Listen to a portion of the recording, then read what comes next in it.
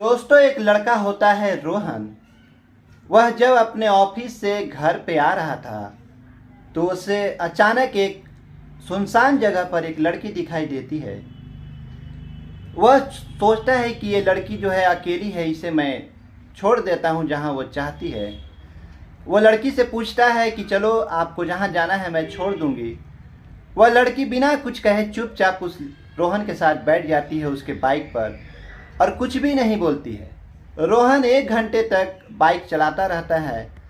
उसके बाद भी वो लड़की नहीं बताती कि उसे कहाँ जाना है। अचानक जब रोहन पीछे देखता है तो वह लड़की गायब होती है। उसके बाद रोहन जो है वो थोड़ा परेशान होकर सुनसान जगह से निकलकर अपने घर चला जाता है। जब वह घर जाता है तो थक कर सूत जाता है।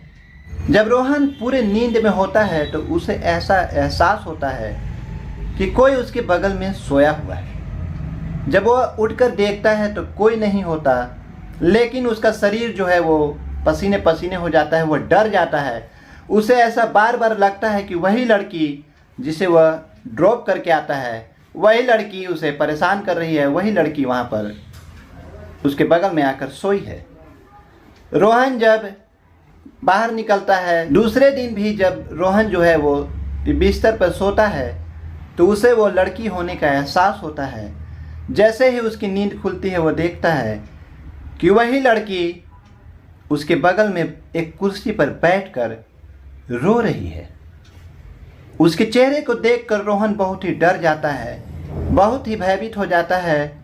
लेकिन रोहन सोचता है कि इस लड़की ने मुझे कोई नुकसान नहीं पहुंचाया, तो वो हिम्मत करके उस लड़की से पूछता है कि आखिर में आप क्या चाहते हो।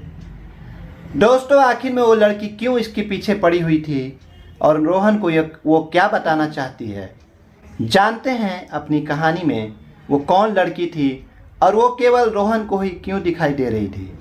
नमस्कार दोस्तों, मैं हूं जितेंद्र कुमार सिंह। स्वागत है आपका अपने चैनल स्टोरी विथ यू में। दोस्तों, आज की जो कहानी है वो भूतिया भी है और एक मार्मिक कहानी भी है। एक लड़की की आप बीती की कहानी है जिसे हम और आप इस कहानी के माध्यम से जानेंगे। दोस्तों, मैं आप लोगों को ये विश्वास दिलाता हूँ कि इस कहानी को सुनकर आप लोगों को बहुत ही अच्छा लगेगा। चारों ओर सन्नाटा था, हवा चल रही थी, पेड़ों से साए साए की आवाज़ आ रही थी। रोहन अपनी मोटरसाइकिल से अपने घर की ओर चला जा रहा था। वह थोड़ा घबराया हुआ था क्योंकि बहुत ही एकांत जगह था। उसे लग रहा था कि जैसे पूरी दुनिया में वह अकेला ही जाग रहा हो। रात के करीब 12:30 बज चुके थे। सड़क इतनी सुनसान थी कि कोई भी पिन भी अगर गिरा दे तो आवाज़ आ जाता। बाइक चलाते चलाते उसके कान में आवाज़ आती है, रुक जाओ रुक जाओ। वह चारों तरफ देखता है, उसे लगता है उसका वहम होगा। वह चलता रहता है। फिर थोड़ी देर के बाद आवाज़ आती है, प्लीज़ रुक जाओ प्लीज़ रुक जाओ। उसकी घबराहट बढ़ने लगती है क्योंकि दोस्तों सुनसान जगह होता है और भयावह स्थिति होती है, जंगल का रास्ता होता है। वह चलता रहता है। थोड़ा आगे आकर सड़क के किनारे उसे एक सुंदर लड़की दिखाई देती है। वह चारों तरफ देखता है, उसे लगता है उसका वहम होगा। वह चलता रहता है। थोड़ा आगे जाकर सड़क के किनारे उसे एक सुंदर लड़की दिखाई देती है। वह इतनी सुंदर लड़की थी, मासूम लग रही थी कि रोहन उसे देखकर खुद ब खुद वहाँ रुक जाता है। रोहन उससे पूछता है कि तुम्हें कहाँ जाना है, मैं क्या आपको छोड़ दूँ। वह चुपचाप रोहन को देखते रहती है। रोहन को ऐसे लगता है जैसे उस लड़की ने उसे वश में कर लिया हो। वह बिना कुछ कहे मोटरसाइकिल पर बैठ जाती है। रोहन मोटरसाइकिल स्टार्ट करता है और उस लड़की को बैठाकर चल देता है। रोहन उसे मोटरसाइकिल पर बैठाकर रात भर चलता रहता है। सुबह के 4 बज जाते हैं। गाड़ी का पेट्रोल भी खत्म हो जाता है। वह वहीं रुक जाता है। कुछ देर बाद सूरज की रोशनी उसके मुंह पर पड़ती है। उसकी नींद खुलती है और वह देखता है कि वह अपने घर के पास मैदान में सोया हुआ है। वह चौंक कर खड़ा हो जाता है, उठ जाता है। रात की घटना के बारे में सोचने लगता है कि आखिर में मेरे साथ कल रात में क्या हुआ था। उसे बस इतना याद आता है कि उसे रात एक लड़की मिली थी। रोहन घर के अंदर चला जाता है। वहाँ किसी और से कुछ भी बात नहीं बोलता है।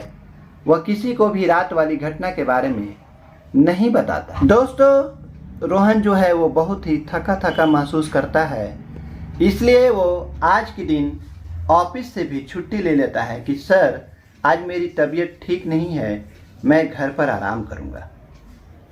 रोहन सोने के लिए अपने कमरे में चला जाता है। उसको गहरी नींद आ जाती है। थोड़ी देर बाद उसे ऐसा लगता है कि उसकी बगल में वही लड़की लेटी हुई है जिसे वह कल रात में लिफ्ट देकर ड्रॉप किया था। रोहन की आंख डर के मारे खुल जाती है और वह तुरंत बिस्तर से उठकर खड़ा होकर बिस्तर से हट जाता है। वह पलटकर देखता है कि बिस्तर पर तो कोई नहीं था। उसे अपने कमरे में घबराहट हो रही थी, इसलिए वह कमरे से बाहर चला जाता है। वहाँ ड्राइंग रूम में आता है और माँ को पानी लाने के लिए आवाज़ लगाता है। माँ पानी लेकर आती है और देखती है कि रोहन जो है वह पसीने से लथपथ है। माँ उसकी तबीयत के बारे में पूछती है, लेकिन वह खोया खोया सा कुछ भी नहीं बताता है। माँ उसके माथे को छूते हुए पूछती है कि क्या हुआ बेटा। माँ के पूछने पर रोहन सारी बात बता देता है। माँ भी इस बात को सुनकर सोचने लगती है कि आगे क्या किया जाए। कुछ सोच समझकर माँ उसे तांत्रिक के पास जाने की सलाह देती है। रोहन जो है माँ की बात को सुनकर बोलता है, ठीक है माँ, मैं कल सुबह तांत्रिक के पास चला जाऊंगा।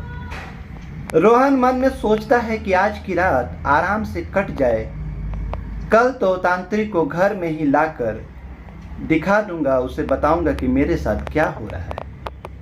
उसे अपने कमरे में जाने में डर लगता है, इसलिए वह सोफे पर ही सो जाता है। थोड़ी देर बाद उसे किसी के रोने की आवाज़ आती है। दोस्तों, उसकी आंख खुल जाती है। रोहन ने देखा कि वही लड़की सोफे की कुर्सी पर बैठकर रो रही है और उससे कुछ कहना चाहती है। रोहन मन में सोचता है कि ये लड़की जो भी हो, अभी तक इसने मुझे कोई भी नुकसान नहीं पहुंचाया है, इसलिए रोहन कुछ हिम्मत करके उस लड़की से बात करने को तैयार होता है और उस लड़की से पूछता है कि तुम कौन हो, बार बार मेरे सामने क्यों आ रही हो, मुझे क्यों डरा रही हो। रोहन के ऐसा पूछने पर वो लड़की जो है वो रोहन को अपने बारे में बताती है। बोलती है कि मेरा नाम शालिनी है, मैं कॉलेज में बीटेक कर रही थी। काव्या मेरी सहेली थी, हम दोनों हमेशा साथ रहते थे, सारे कामों में एक दूसरे की मदद करते थे। काव्या जो है वो मेरी बहुत अच्छी सहेली थी। कुछ दिनों के बाद करण से मेरी सगाई हो गई थी। सगाई के बाद भी हम तीनों एक साथ ही घूमने जाते। धीरे धीरे काव्या भी करण को पसंद करने लगी थी। मुझे इस बात का एहसास हो गया, परंतु मैंने काव्या को लेकर ज़्यादा ध्यान नहीं दिया। एक दिन शाम के समय काव्या ने मुझे अपने घर पे बुलाया। वह मुझे अपने साथ तीसरी मंजिल की छत पर ले गई। हम छत पर इधर उधर टहल कर बातें कर रहे थे। बातों बातों में मैं छत के किनारे तक चली गई। दोस्तों, शालिनी बताती है कि जैसे ही मैं किनारे पहुंची, काव्या ने मुझे धक्का दे दिया। काव्या को देखते देखते मेरे प्राण निकल गए। शालिनी बोलती है, मैं आपकी मदद से उसे सजा दिलाना चाहती हूँ। दोस्तों, रोहन पूछता है कि ठीक है, लेकिन तुमने मुझे ही क्यों चुना।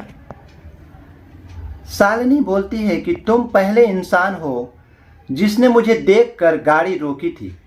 मुझे विश्वास हो गया कि तुम ही मेरी मदद कर सकते हो। रोहन बोलता है, ठीक है, मैं कोशिश करता हूँ। अगले दिन रोहन करण को मिलने जाता है। बातचीत से रोहन को पता चलता है कि अगले महीने करण और काव्या की शादी है। करण बताता है कि शालिनी की आत्महत्या करने के बाद मैं टूट चुका था और धीरे धीरे काव्या ने मुझे संभाला है। रोहन सब कुछ समझ जाता है। वह करण को भी समझा जाता है। वह करण को बताता है कि कैसे काव्या ने शालिनी की हत्या की। वह कोई आत्महत्या नहीं थी, काव्या ने ही शालिनी को मारा है। रोहन सब कुछ समझा देता है। करण जो है जब ये सुनता है कि शालिनी के साथ काव्या ने धोखा दिया तो उसे विश्वास नहीं होता है। वह रोने लगता है। वह बोलता है कि मैं शालिनी को कितना मिस कर रहा हूँ। मैं शालिनी से सच्चा प्यार करता था और उसके मरने के बाद मैं टूट चुका था। दोस्तों, करण को विश्वास दिलाने के लिए शालिनी जो है वो करण के सामने आ जाती है। करण उसे देखकर फूट फूट कर रोने लगता है।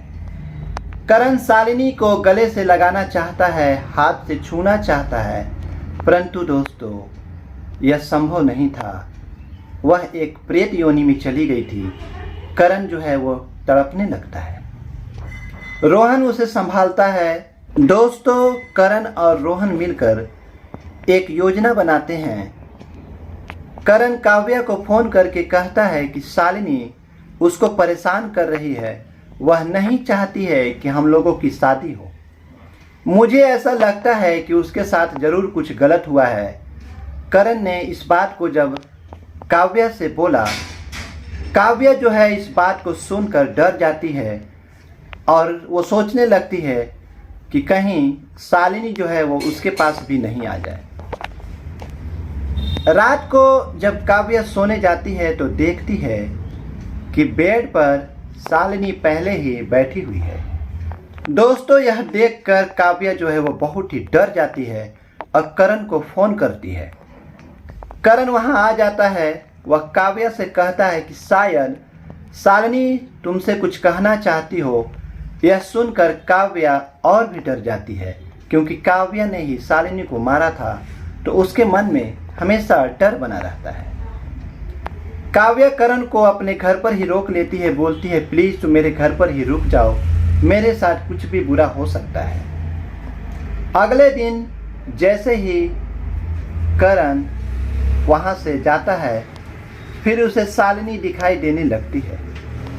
वह डर कर भागती है और करण के घर पहुंच जाती है। दोस्तों, अगले दिन जैसे ही करण वहां से जाता है, फिर उसे शालिनी दिखाई देने लगती है। वह डर कर भागती है और करण के घर पहुंच जाती है। करण उसे एक तांत्रिक के पास ले जाता है। काव्या को वहीं पर बैठाकर करण जो है वो खुद बाहर चला जाता है। काव्या तांत्रिक से बताती है कि 2 साल पहले उसकी सहेली ने आत्महत्या कर ली थी। अब उसे और उसके बॉयफ्रेंड को परेशान कर रही है।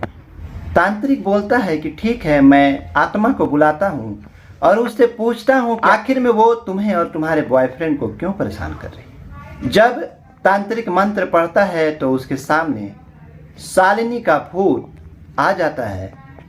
शालिनी को सामने देखकर काव्या जो है वो डर जाती है। शालिनी काव्या से बोलती है कि तुमने मेरे साथ विश्वासघात क्यों किया, तुमने मुझे क्यों मारा। यह बात जब काव्या सुनती है तो काव्या रोने लगती है।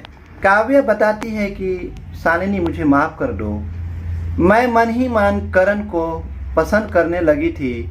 मैं उससे बहुत ही प्यार करने लगी थी, उसे अपनी ज़िंदगी समझ ली थी। मैं उसे पाना चाहती थी, इसलिए मैं उसको पाने के लिए तुम्हें रास्ते से हटाना चाहती थी। मैं तुम्हें मारना नहीं चाहती थी, लेकिन तुम्हें मारने के अलावा कोई उपाय नहीं था, इसलिए मैंने तुम्हारे साथ ऐसा किया, मुझे माफ़ कर दो। दोस्तों, काव्या जो बोलती है वो सारी बातें एक कैमरे में रिकॉर्ड होती है। वो तांत्रिक कोई और नहीं बल्कि रोहन होता है। करण फोन करके पुलिस को बुला लेता है। पुलिस आती है और रिकॉर्डिंग को सुनकर काव्या को पकड़ कर ले जाती है। दोस्तों, शालिनी जो है वो रोहन को धन्यवाद करती है और नम आंखों से करण को देखते हुए उससे विदाई लेती है। करण उसे नहीं जाने की आग्रह करता है, लेकिन शालिनी बोलती है, नहीं करण, अब लेट हो चुकी है, मैं तुम्हारे पास नहीं आ सकती। आज रोहन के चलते मेरी आत्मा को शांति मिली है, मैं जा रही हूँ, तुम खुश रहना। और दोबारा से वो रोहन की तरफ देखकर धन्यवाद की मुद्रा में बोलती है कि तुम अगर नहीं होते तो मेरी आत्मा को शांति नहीं मिलती। दोस्तों, जब शालिनी जा रही थी तो करण की हालत जो है वो देखने लायक थी। दोस्तों, बहुत ही मार्मिक दृश्य था, लेकिन शालिनी जो है वो अदृश्य हो जाती है। करण को रोहन जो है संभालता है, बोलता है, मित्र ऐसा होता है।